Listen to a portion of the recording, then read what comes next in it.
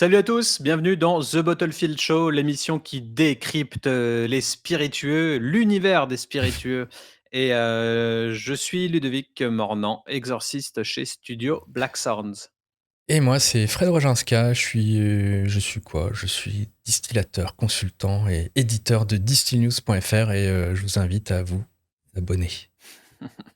Et aujourd'hui, on va parler news business qu'on a pu voir, entrevoir novembre-décembre 2022, voilà, à cheval entre les deux mois. Ouais, Qu'est-ce qu'il y a d'intéressant, Fred? Peux-tu nous partager ouais, ton écran? exactement. Bah du coup, l'autre fois, on a évoqué vite fait des news produits. Voilà, donc là, on vous fait un petit épisode. On s'est dit, tiens, on va regrouper plus des accès business et puis voilà. Donc voilà, ça peut aller assez vite, mais ce n'est pas moins intéressant, même si c'est pas forcément aussi fun que les news produits. Mais Ouais. bref, vous nous direz. Bah c'est parti. Alors, news business, dans les gros trucs qu'il y a eu il y a quelques semaines, il y a Diageo qui a fait l'acquisition de Balcones Distilling, donc qui est une distillerie texane de whisky, évidemment. C'est notamment eux qui distillent le whisky du groupe ZZ Top. Je sais pas si D'accord. qui s'appelle Tres Hombres. Ouais. Mais voilà, c'est une grosse distillerie qui est spécialisée. Bah, on en parlait un peu dans les news produits l'autre fois avec Jack Daniels qui lançait un American Single Malt. Et bah, Balcones c'est un des poids lourds de cette nouvelle catégorie aux États-Unis. Donc voilà, donc clairement on voit que Diageo se positionne. Et c'est d'autant plus intéressant aussi que de voir que Campari, donc un autre groupe, a lui fait à peu près dans le même temps, à quelques jours d'intervalle, il y a eu les annonces, a fait l'acquisition de Wilderness Trail Distillery. Ouh là là, et j'ai les chats qui se bastonnent derrière. Euh, donc voilà. Donc simplement en fait pour voir que clairement il y a les gros groupes qui se positionnent en ce moment, j'ai l'impression sur le whisky américain. Donc on a Diageo là, on a Campari également qui rachète donc des grosses distilleries américaines. Dans le cas de Campari, donc voilà, donc là ils ont pris 70% et avec je crois d'ici 2030 ils prendront 100% normalement et ça c'est un petit chèque de 600 millions l'évaluation actuelle quoi. OK. Donc voilà, petite news rachat. Ensuite, qu'est-ce qu'on a de beau? Hop, on a ouais, la Scotch Whisky donc Association en fait, ils sont en train ils publient en fait un espèce de code des bonnes pratiques marketing bah, pour l'alcool. D'ailleurs, il y a des news un peu récentes en ce moment là-dessus, mais je pense qu'on y reviendra probablement une prochaine fois sur ce qui se passe en Écosse, sur des potentielles nouvelles règles qui Mmh. pourraient être Intéressant ça. établies l'année prochaine. Mais en tout cas, là, c'est une news antérieure, donc sur ce code un peu de conduite de la Scotch Whisky Association. Et en fait, simplement, ce qui est intéressant dedans, c'est qu'ils ont introduit des guidelines pour les influenceurs maintenant. D'accord. Donc voilà, simplement sur comment présenter ça. T'as deux Bon, trois petites infos là-dessus? là, comme ça, je t'avoue, là, ça me revient plus spécialement. D'accord. Enfin, bref, ouais, tu me poses une colle, je me sens un peu ridicule à vous dire ça. Mais en tout cas, si le sujet vous intéresse, on va vous mettre le lien, Le on lien en va vous mettre le description, ouais. lien en description. Vous pourrez voir tout le document complet. Mais voilà, simplement, ce qui était intéressant, c'est qu'il y avait cette introduction du côté influenceur. Ouais, j'avoue Voilà. que ça peut être intéressant et après bon, c'est sûr qu'on fait un travail de veille, quotidienne et c'est compliqué de tout lire. On lit tout en diagonale et puis on met les liens en description si ça vous intéresse un petit peu plus. Mais bon, on passerait notre vie à faire ça Ah, si mais on voilà. devait tout savoir sur tout. Donc là, forcément, ouais. Ouais, voilà. Influencer Guiding Principle. Ouais, tu quand même un petit lien là. Bref, bon, on va peut-être pas se le coltiner là. Hein, il y a quelques lignes. Ouais, mais, j'avoue. mais voilà. Bon, on peut passer à la suivante. Tac. Les Best Global Brands 2022. Donc ça, c'est un classement en fait des marques les mieux valorisées, qui ont la plus grosse valorisation, la plus grosse valorisation. Alors je suis peut-être pas sur le bon lien là, mais voilà. Simplement pour dire que dans le lot, donc évidemment, alors le number one c'est Apple, loin devant. Il y a, enfin, globalement, les GAFAM, c'est clairement les marques les mieux valorisées. Mais dans le lot, on a deux groupes, enfin deux marques spiritueuses qui apparaissent. Et notamment, on a NC, voilà, en 93e position. Et on a Jack Daniels en 85e position avec 7 milliards de valorisation. Il y avait Donc Heineken voilà, aussi, mais il y a Corona. voilà, mais je te parle vraiment là de spiritueux. Spirit, ouais, ok. Voilà, En parce tout que cas, en sinon, oui, boisson, il y a quand même des effectivement, trucs bien présents. sinon, effectivement, tu as les brasseurs Heineken, Red Bull, hein. Budweiser et tout. Oui, voilà. J'avoue, c'est Mais intéressant là, ce truc. donc là, vraiment, si on parle que de spiritueux, c'est du coup Jack Daniels, la marque la plus grosse valorisation dans les marques de spiritueux. Et derrière, il y a, donc là, on voit Budweiser en 44e position. Ouais. Et sinon, c'est NC, donc le cognac NC, qui est aussi dans ce classement. Ok. Voilà, voilà. Donc Et le premier, c'est Apple, c'est ça? Ouais, premier c'est Apple, t'as Amazon, Microsoft Ouais. derrière. Bref, t'as Ouais, c'est assez des marques de intéressant. luxe. Et c'est Mhm. c'est quoi? C'est une étude? C'est qui publie ça? Ou c'est une soirée? Ou c'est, Comment ça s'appelle? C'est Interbrand qui fait un classement. Bah, c'est sur les OK. valorisations boursières et tout, quoi. Mmh. Ouais, donc McDo, Je il reste, quasi dans le top 10 quand même encore, hein. pense. C'est toujours énorme. Nike, Disney. J'avoue, c'est c'est addictif ta vidéo là. Mm. 7e Voilà, Coca-Cola. Là, j'aurais vu exactement. plus Toyota. dans le top 3 Coca, mais bon. Mais voilà, mais le top 5, c'est que de la technologie, hein. Ouais, On a Google, Google en top évidemment, 4. quatrième. Amazon, Amazon, malheureusement. c'est Microsoft. Voilà, Ah on ouais, pense pas, Microsoft mais passe Microsoft. devant Ah ouais. et Apple encore plus. Et OK, Apple est number one. Voilà, tout simplement. parfait. Next. Petite news cognac. Donc, un collectif qui s'est lancé qui s'appelle La Nouvelle Vague. C'est un collectif de 5 maisons de cognac. Donc, on a Fussigny, on a Fanny Fougera, on a Philbert, on a Merlet, on a Plana. Et qui lance un petit collectif, en gros, avec cette idée que le cognac, il y a un renouveau du cognac, et notamment en France. Et du coup, il faut un collectif pour essayer de mettre en avant la catégorie, et notamment un peu de manière en complément de ce qui peut se faire de manière plus institutionnelle par le BNIC, ou ce que font les très grosses marques, et qui sont qui ont peut-être plus le nez en fait à l'étranger, vu que 98% du cognac se vend à l'étranger. Et je trouve ce collectif très intéressant, dans le sens où j'ai l'impression que le cognac est un peu mis de côté sur le marché français, et je trouve cool qu'il y ait un collectif comme ça qui justement se dise, nous on veut valoriser la catégorie en France, sachant qu'au final même les Français eux-mêmes, ça, pour beaucoup, ils sauraient même pas dire la différence entre un cognac et un Il y a whisky. un Donc Calva. Ah ouais, ouais. Bon, OK. oui, Moi, un je trouve ça Calva. intéressant la mise en avant du collectif ou la création d'un collectif, mais peut-être plus pour, tout ce qui va être, mutualisation des ressources, Mhm. et notamment avec tout ce qui arrive avec la guerre, en Ukraine et la hausse des prix, l'inflation et cetera. Les matières premières qui augmentent, le malt qui se prend 20 de taxes. Il y a énormément de matières premières là, ça va grimper tout ça, et le fait de se mettre en collectif, peut-être que ça pourrait permettre aussi de mutualiser les coûts, je sais pas, avoir un prix sur un prix de gros, sur les transports, sur Mhm. tout ça.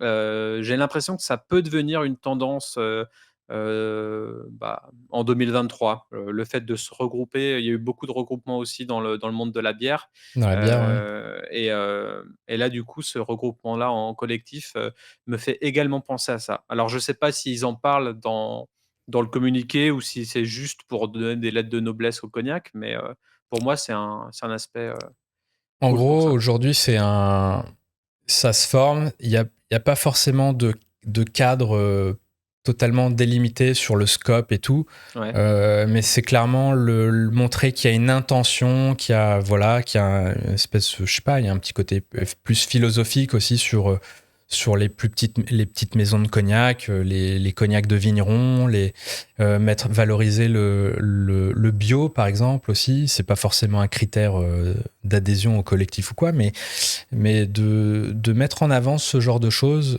que les grandes maisons ne font pas forcément et surtout en France, quoi.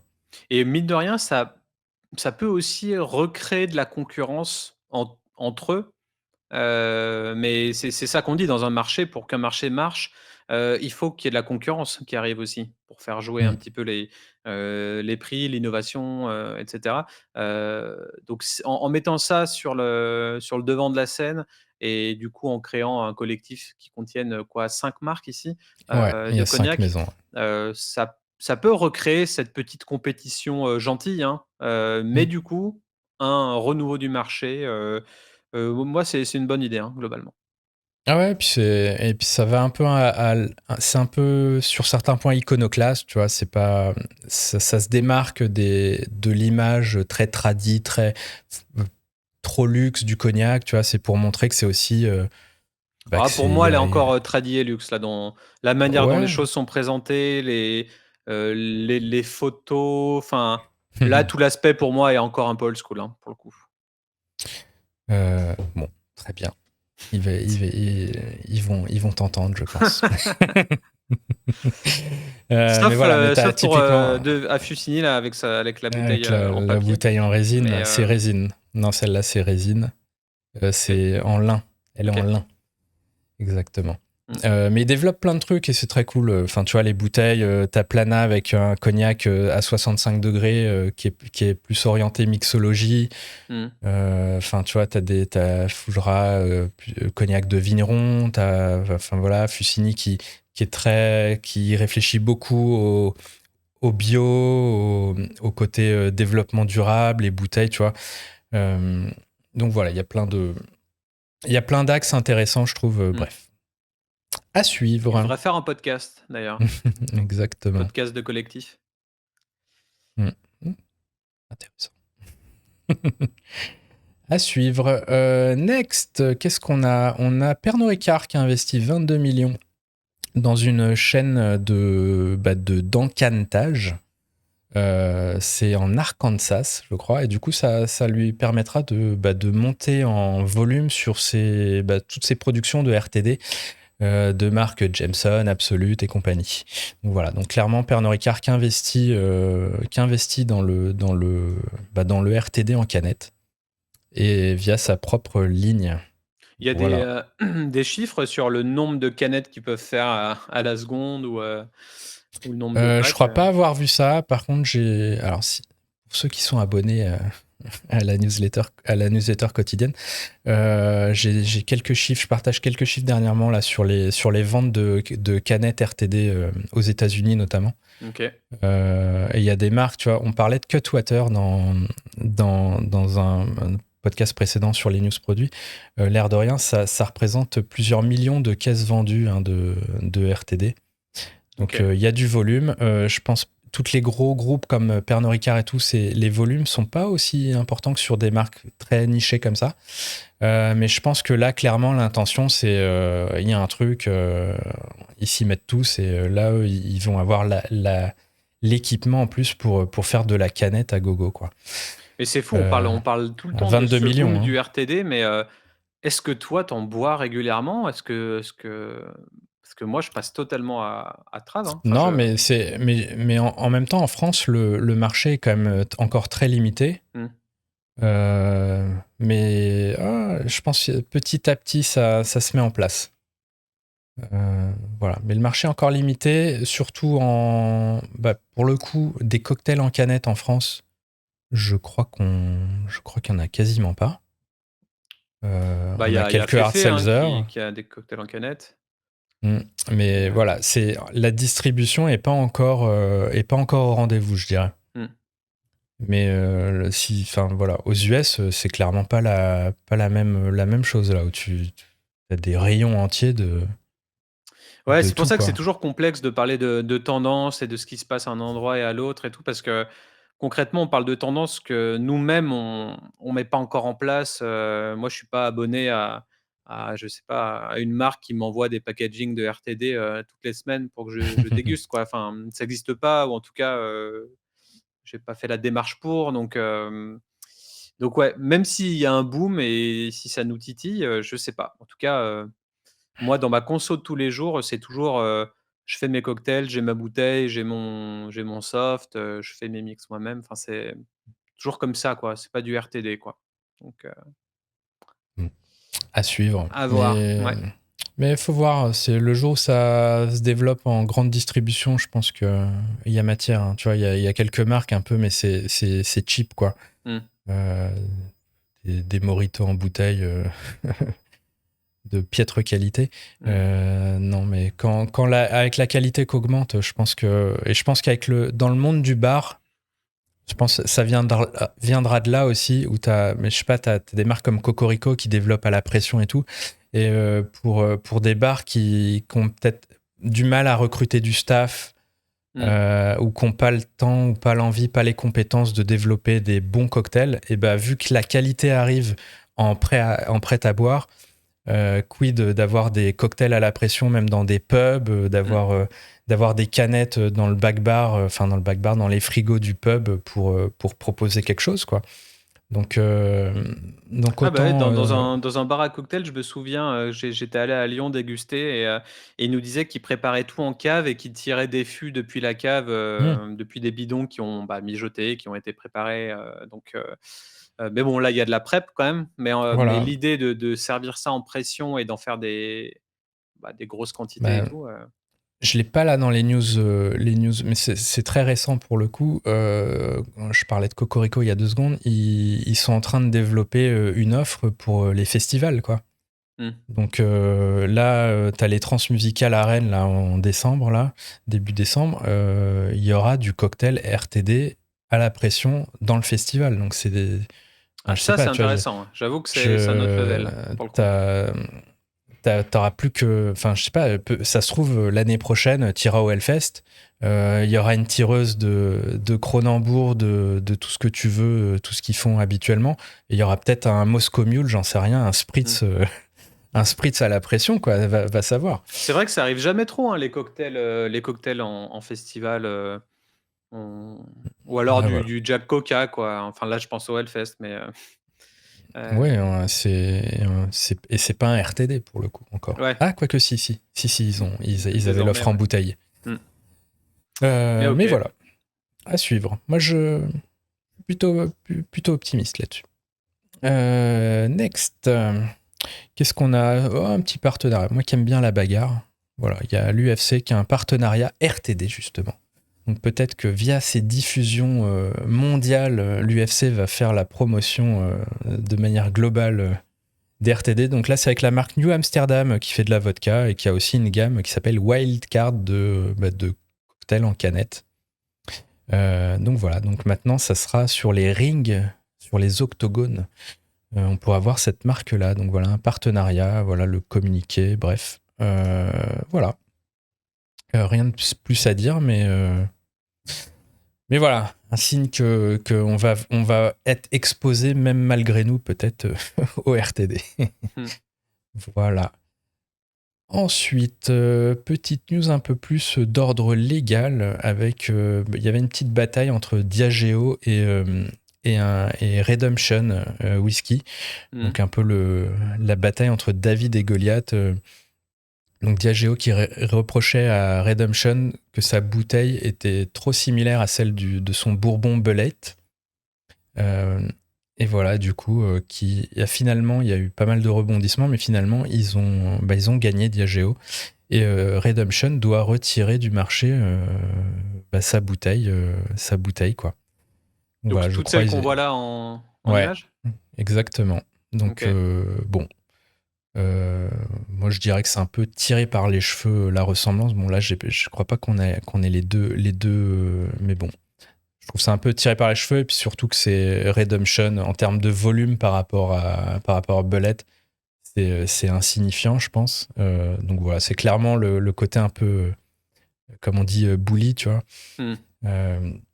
du gros qui défonce un acteur plus petit, quoi. Ouais. Voilà. Bref, attention, Bouh. attention au branding, quoi. Méfiez-vous Naming, branding, ouais, exactement. important. Next, là, ça va mieux se passer. C'est Kendall Jenner, sa tequila 818 et une autre tequila qui, elle, s'appelle 512. Il y avait pareil, une petite bataille sur le fait que Kendall Jenner aurait un peu trop pompé l'autre marque de tequila. Là, par contre, ça s'est réglé à l'amiable. Et les deux marques vont modifier un peu leur bouteille pour que ça soit moins confusant. Voilà. Ok. Donc ça peut se régler aussi gentiment. Ensuite, on a Drinks International Carlaté qui a fait une interview d'Alexandre Gabriel. J'ai Alors vu en fait, ça, ouais. Ça a l'air bien cool. ouais. Alors bien cool, je sais pas. C'est en gros, l'idée, c'est que en 2020, quand il y a eu toutes les affaires avec George Floyd et tout le mouvement Black Lives Matter, Plantation s'est retrouvé un peu emmerdé avec son nom qui évoque pas forcément des choses très positives à certains, et a annoncé qu'ils allaient renommer du coup Plantation.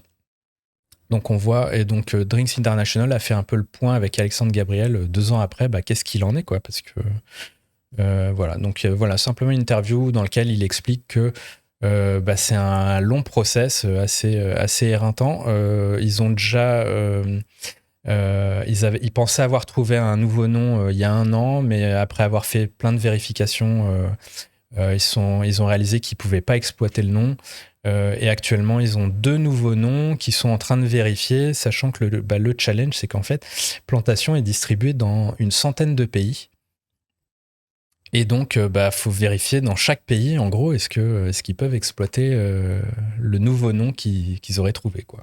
Ouais, Donc, c'est ultra compliqué, mais et du coup, je disais que c'était cool dans le sens où c'est hyper intéressant. J'aimerais trop l'avoir sur Super Potion. Je vais voir si c'est si. possible, mais ça me parle directement. Et le renaming d'un truc aussi gros, qu'est-ce que ça Hmm. engendre comme conséquence, comme deadline, et puis le fait que forcément ils sont distribués dans 100 pays, ça veut dire que il va y avoir de l'overlay entre les produits nouveaux avec le nouveau nom et les produits anciens qui n'ont pas encore été vendus. Comment ils Ouais. pourraient gérer ça? Enfin, il y a énormément de questions super intéressantes, et avec leur notoriété et leur volume, c'est d'autant plus Hmm. intéressant. Donc, à voir. J'écouterai ça avec grand plaisir. C'est pas encore fait, hein, il faut que j'envoie un mail et qu'ils me répondent déjà. Non, On verra. je te mettrai en contact. Yes. Alors, et on conclut avec une news plus légère, avec des co-branding un peu fun. Fireball, la liqueur de whisky à base de cannelle qui se boit en shot, qui fait un partenariat avec DC Shoes. Voilà, donc il y a une paire de DC Shoes au nom de Fireball, voilà, en mode très cool. Donc tout ça n'est pas du tout l'OA20 friendly, là, toutes ces photos, mais voilà. Et tu vois, dès qu'on parle de ce genre de truc, je me sens bien, et comme par hasard, c'est pas l'OA20 friendly. Tu vois, c'est un Ouais. peu, pour moi, c'est la seule manière aujourd'hui que les marques se démarquent, avoir une marque lifestyle, et c'est pour ça que si jamais un jour je faisais une marque, elle n'aurait pas d'alcool dedans parce que c'est vraiment trop chiant, en fait. Ah, C'est dur voilà. de fédérer une communauté autour d'un produit alcoolisé, en France, hein. Mm. Bon, c'est pas impossible, mais voilà, il y a des challenges inhérents au fait que c'est alcoolique et que Mmh. l'alcool, voilà, c'est avec modération. Voilà. C'est sûr. OK, bon Voilà, petit, ce petit. florilège de news business. Intéressant. Voilà, je sais pas s'il y en a une qui t'a plus marqué qu'une autre, mais bon, ouais, toi, le truc lifestyle à la fin, ça t'a bien Non, plu. celle d'avant pour le coup sur le Ouais, sur le naming. branding, ouais. Ouais, dans l'idée potentielle d'en faire un podcast, Super Potion, Ouais. Et autrement, bah, il y en a eu plein. Je me souviens plus trop des Bon, autres, on mais avait les marques les plus valorisées, on avait les rachats de distilleries américaines oui, il y par avait ça Campari et aussi. Diageo, il y avait Il y avait ça aussi. le collectif Nouvelle Vague, Ah, il y avait l'USC, énormément de choses intéressantes, ouais, j'avoue, ouais, hein. il y avait pas mal de Et choses. parmi, tout ça, tu l'as déjà publié dans Distill News, Ouais, est-ce ouais, que tu ouais. pourrais aussi nous dire d'ailleurs, qu'est-ce qui a été le plus cliqué ou les choses dont les gens sont bien intéressés? Euh, Là-dedans, le collectif La Nouvelle Vague, Ouais, ça, c'est un truc qui a bien marché. Les trucs type DC Shoes, ça marche bien aussi. Bah, le naming, là, comme ça t'a intéressé aussi. mmh, Voilà, si je devais en tirer trois là, du lot et les valorisations là, avec Jack Daniel Sensi. OK, Voilà, bon. Puis les rachats, ça a toujours ça intéresse aussi les lecteurs, mais bon, voilà. Voilà, OK, de manière ça marche. Bon, bah, c'était générale. tout pour les news business de décembre 2022. Exactement. Voilà. N'hésitez pas à commenter, à nous dire qu'est-ce qui vous a intéressé, si on a raté quelque chose. Voilà, ça m'intéresse. Et voilà. À la Yes, prochaine. abonnez-vous. À la plus. Abonnez-vous. Ciao, ciao. Ciao.